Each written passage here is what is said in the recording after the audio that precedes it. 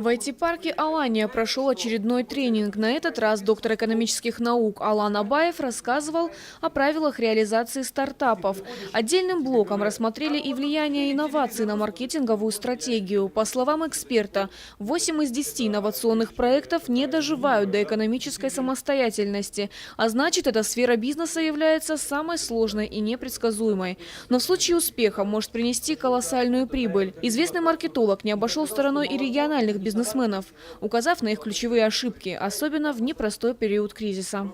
Как раз кризис – это шанс проявить себя, да, то есть возможность наконец-то избавиться от диктата импортного продукта и предлагать российский продукт. Да, это действительно так, но большинство российских бизнесменов идут по пути банального повышения цены на свой товар, так как типа, мол, импортный теперь очень дорого стоит, а дай-ка я тоже повышу. И это не очень хорошо. А вот системная конкуренция, формирование продукта, который бы был конкурентным не только по цене, а по качеству и по свойствам товара, то это, конечно, было бы очень важно. Поэтому в кризис нужно что делать? Нужно, наверное, совершенствовать свой бизнес, пытаться выстроить его с точки зрения потребностей рынка и сделать таким образом, чтобы товар был конкурентоспособным не только в момент кризиса, но и после того, как он пройдет, а он рано или поздно закончится.